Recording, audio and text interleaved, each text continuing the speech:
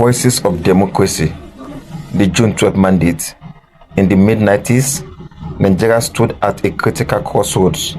Following the historic June 12 election, the military junta fought to silence the democratic will of millions. But behind closed doors and on nationwide broadcasts, the battle for the country's soul was played out in full view of the world. Head of State General Sani Abacha took to the airwaves with uncompromising message, framing the struggle not as a democratic choice, but as a threat to national security. Has still to sink in with some potentially ambitious and self-centered persons. And treason is as serious as it is grievous. It is an assault on one's country and a deadly affront of one's fellow citizens. Those who describe Chief Abiola as a political prisoner seek to trivialize the grave offense for which he is charged. Chief M.K.O. Abiola cannot be in any doubt whatsoever that the election which he claims to have won was an inconclusive exercise which had been declared illegal by a competent court of law. He must also be aware that the political parties which contested the ill-fated election had mutually agreed to the formation of an interim national government headed by Chief Sani Abacha. With my announcement today of the new phase of the transition program, it is obvious that the duration of the timetable will be determined by the time required to complete each phase of the program. For example, the major components. In the face of immense personal risk, Kudirat Abiola stepped forward as the vocal defender of her husband's mandate and the voice of a frustration nation. Her refusal to back down exposed the fire for what many saw it to be, a political theater designed to crush democratic opposition. From what I heard General Sani Abacha said in the broadcast this morning, my anxiety, my principal anxiety is General Sani Abacha in various pronouncements has already convicted M.K.O. Abiola before the trial starts. There were two instances where he came onto the air and said M.K.O. Abiola has committed treason, and the case is still pending in the court.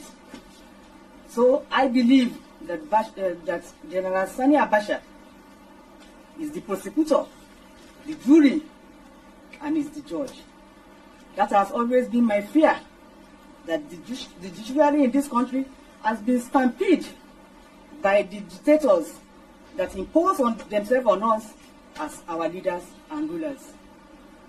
So whatever comes out of the judiciary, I know is not going to be the truth, because I'm more worried as a woman watching General Sani Abacha telling lies, deceit to fellow Nigerians as if we are foreigners. I am sad and worried.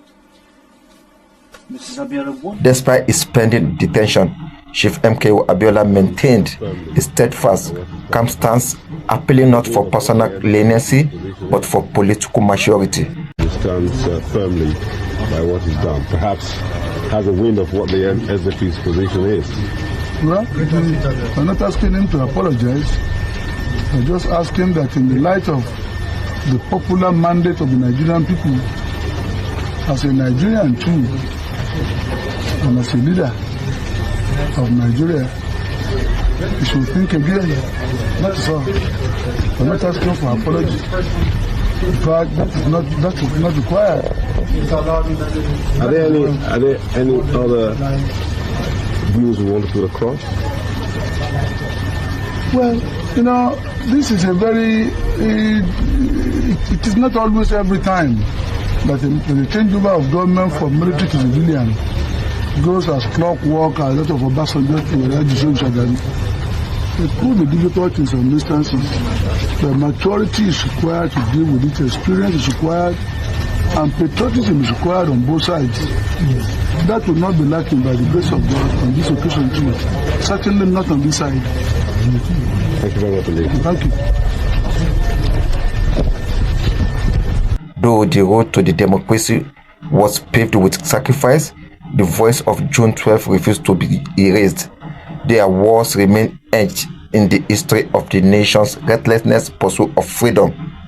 It will continue off and on until the military release the result of the June 12 election and put the democratically elected president, who is myself, in charge of affairs. I won't go to war. I won't encourage my supporters to go to war. I will fight for peace, and we will get peace. But see, we do not want the peace of a graveyard, a peace whereby somebody continues to ride on the rest of us with a gun.